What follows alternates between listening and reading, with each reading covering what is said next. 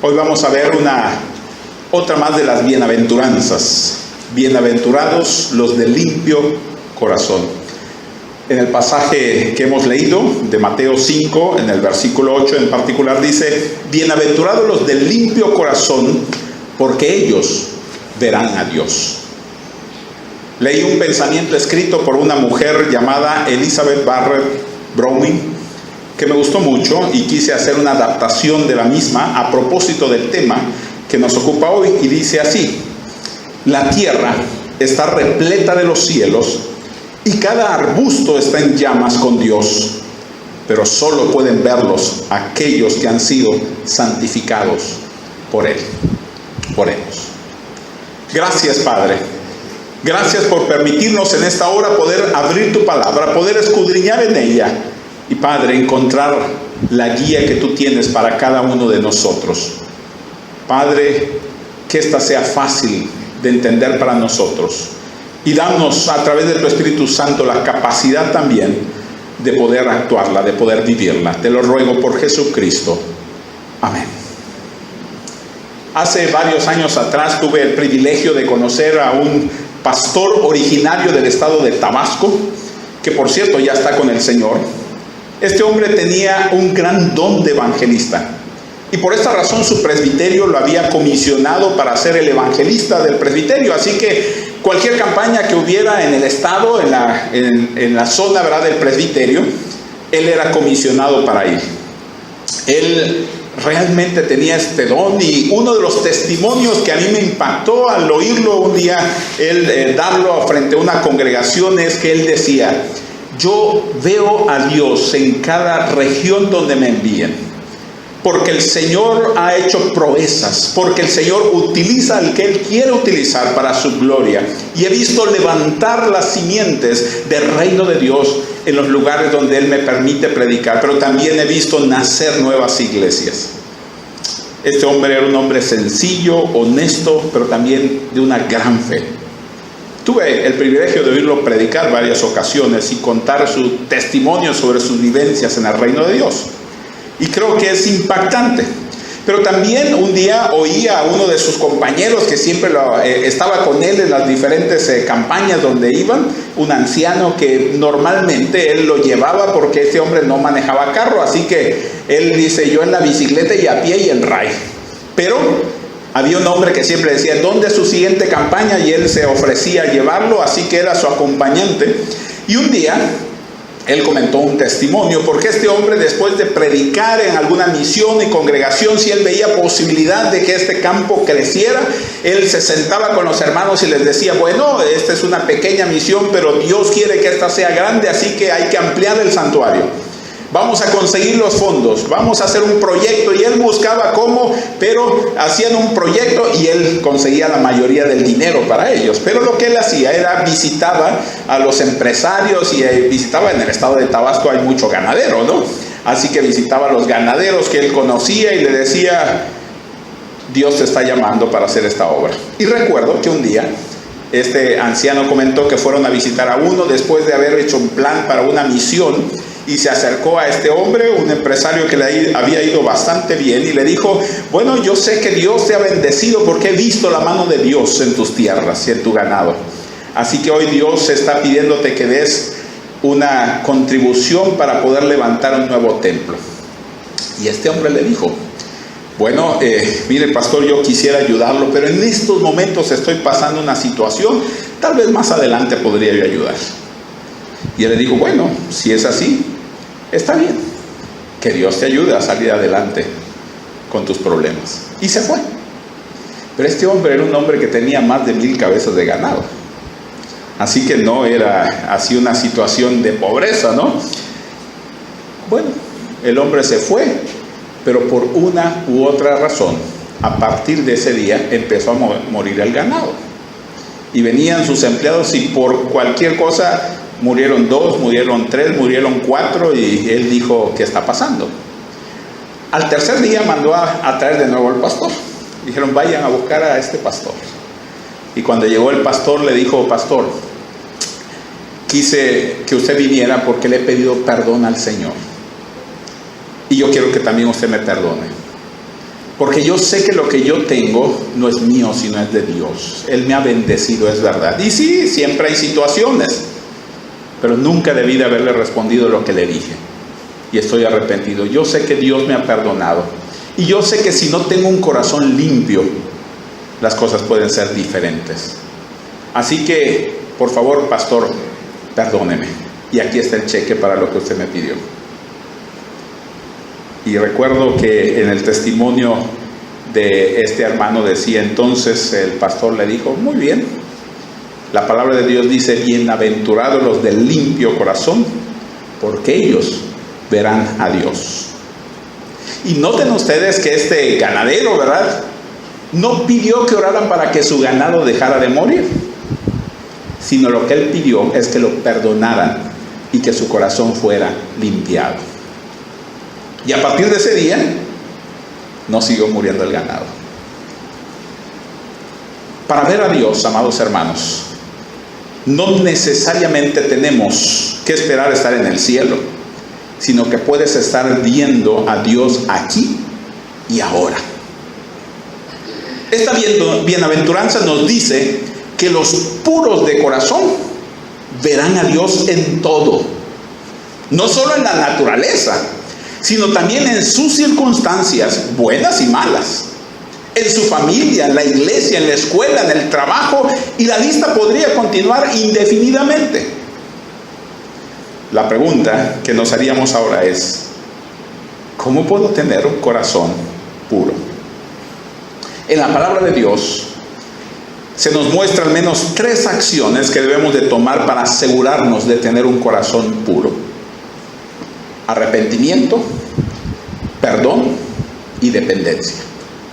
Y quiero invitarles esta mañana a ver esas 3 acciones por medio de la palabra de Dios. Y la primera de ellas la podemos extraer de Hechos capítulo 17 verso 30, cuando nos dice: pero Dios, habiendo pasado por alto los tiempos de esta ignorancia, ahora manda a todos los hombres en todo lugar que se arrepientan. La primera acción que debemos de tomar para tener la certeza de contar con un corazón puro es arrepentirme de mis pecados. Hemos estado considerando a través de las bienaventuranzas la progresiva restauración del ser humano cuando Dios irrumpe en sus vidas. Y al igual que en la parábola del hijo pródigo, todo comenzó en el momento en que fueron abiertos los ojos de este joven. Y entonces pudo ver su vida como realmente era. Estaba hundido en la peor de las miserias. Pero esa revelación fue suficiente para dar comienzo a un proceso que eventualmente lo llevaría a los brazos de su Padre. Y es exactamente la misma historia nuestra. Cuando Dios abre nuestros ojos, entonces nos damos cuenta de que tal vez no estamos haciendo las cosas que debemos de hacer.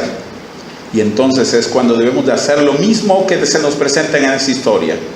Decir, pero ¿qué estoy haciendo acá? Ir hacia nuestro Padre. El arrepentimiento significa un cambio de actitud genuino que afecta la vida en alguna manera. Como en otros términos teológicos significativos, hay que definirlo específicamente, quizás formulando una pregunta adicional. ¿Cambiar de actitud tocante a qué? Específicamente, ¿de qué nos está pidiendo el Señor? Hermanos, las personas que no son salvas pueden arrepentirse genuinamente, pero sin salvarse. Como por ejemplo, el cambiar de actitud tocante a un mal hábito y romper ese hábito como resultado. Los cristianos pueden arrepentirse de pecados específicos, pero lo que se nos pide es dejar de hacerlo. El arrepentimiento salvífico tiene que implicar un cambio de actitud en cuanto a Jesucristo, de modo que esa persona cambia en lo que respecta al concepto que antes tenía de Él y confía en Él como su Salvador. Este es el único significado del arrepentimiento que salva.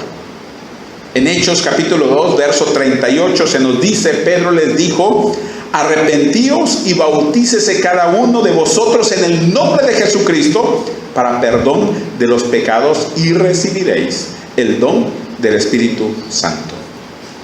Sin embargo, el arrepentimiento salvífico puede estar precedido de un arrepentimiento concerniente al pecado, lo cual activa el sentido de la necesidad del perdón en el individuo, o sea, un arrepentimiento hacia Dios. Este aspecto del arrepentimiento todavía, podríamos decir, no es salvífico, a no ser que venga acompañado de la fe en Cristo. Eso es lo que nos dice Hechos 20:21.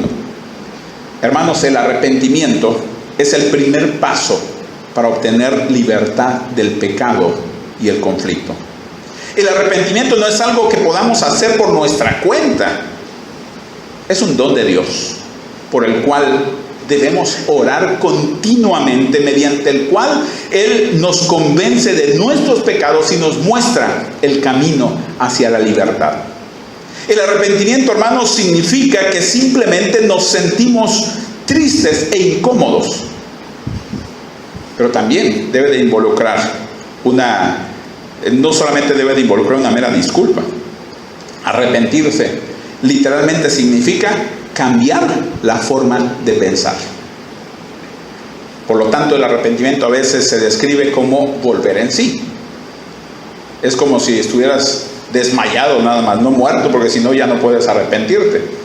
Pero vuelves en sí y entonces involucra un despertarte al hecho de que nos hemos estado engañando y que nuestras ideas, nuestras actitudes, nuestros valores o nuestras metas han sido incorrectos.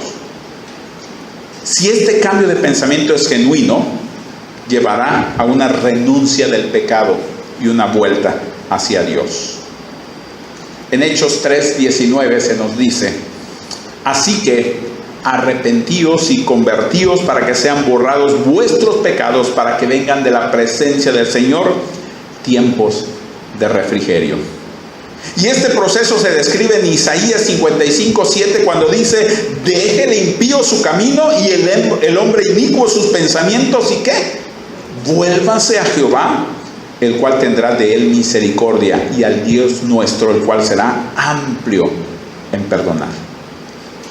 Si bien el arrepentimiento está acompañado generalmente por pena, simplemente sentirse mal no demuestra que uno está arrepentido. De hecho, hay una diferencia sideral entre el simple remordimiento y el arrepentimiento genuino. Porque a veces la tristeza del mundo significa sentirse triste porque lo atraparon haciendo algo. No porque realmente está arrepentido, sino porque él lo que teme es sufrir las consecuencias desagradables de sus acciones.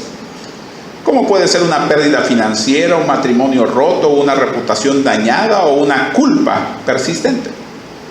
Toda persona normal se sentirá penada ante estas circunstancias desagradables. Sin embargo, en poco tiempo la tristeza del mundo desaparece y la mayoría de las personas comienzan a comportarse tal y como lo hacían antes. En vez de cambiar su pensamiento y su conducta, simplemente hacen un esfuerzo mayor. ¿Saben para qué? Para no ser atrapados nuevamente. Esta clase de remordimiento limitado solo lleva a más pena.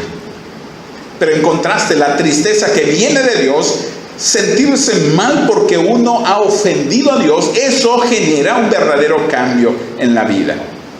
Porque significa lamentar sinceramente el hecho de que lo que uno hizo estuvo moralmente mal, independientemente si vas a sufrir o no consecuencias desagradables por tu pecado. Porque esto va a involucrar un cambio de corazón, que es posible solo cuando uno entiende que el pecado es una ofensa personal contra Dios. La tristeza que viene de Dios no siempre estará acompañada por sentimientos intensos, pero implica un cambio de pensamiento que debería conducir a un cambio de comportamiento. Déjenme ilustrarles esto. Un padre y su hijo estaban yendo por una carretera y a lo largo de la carretera habían parcelas de sandía.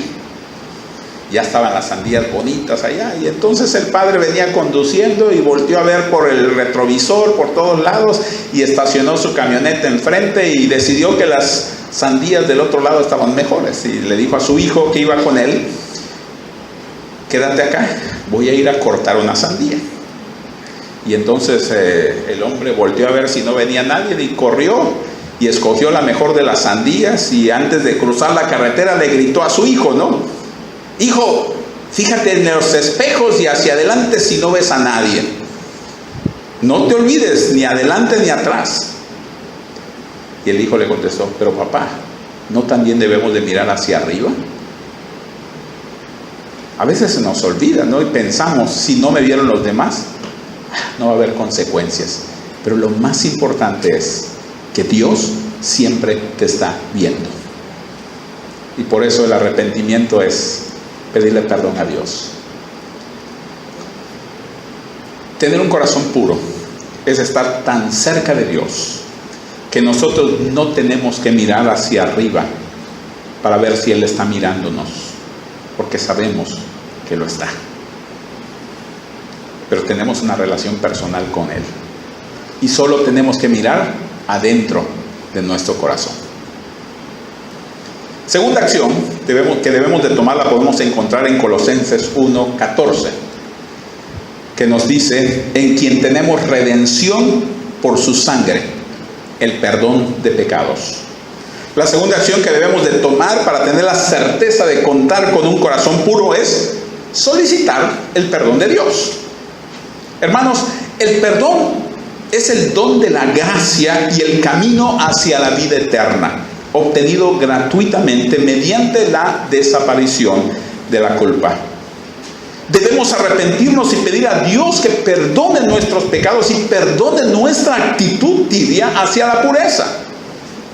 El perdón es una de las enseñanzas que Pablo desea ligar a todas las enseñanzas que nos presenta en sus escritos.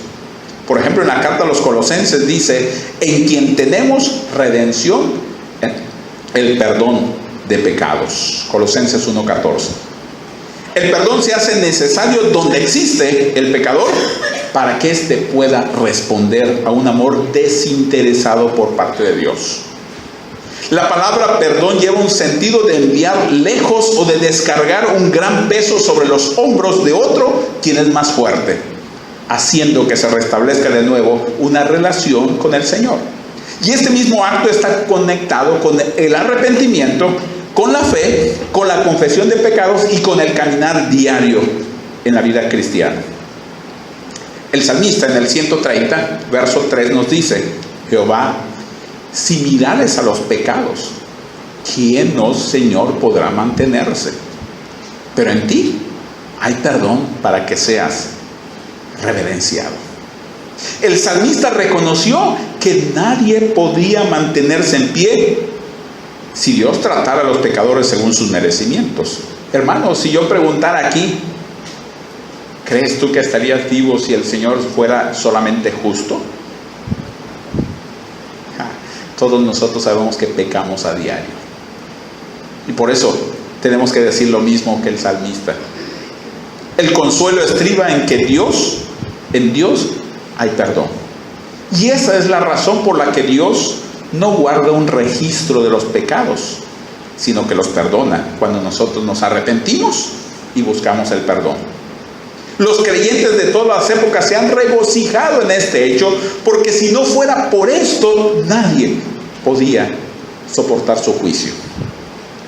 Dios perdona para que a su vez la persona perdone. El término general del perdón se usa para reverenciar y con frecuencia incluye la idea de adoración y de obediencia. Las Escrituras declaran que el temer a Dios produce muchos efectos. El más notorio es que las personas se guardan del pecado.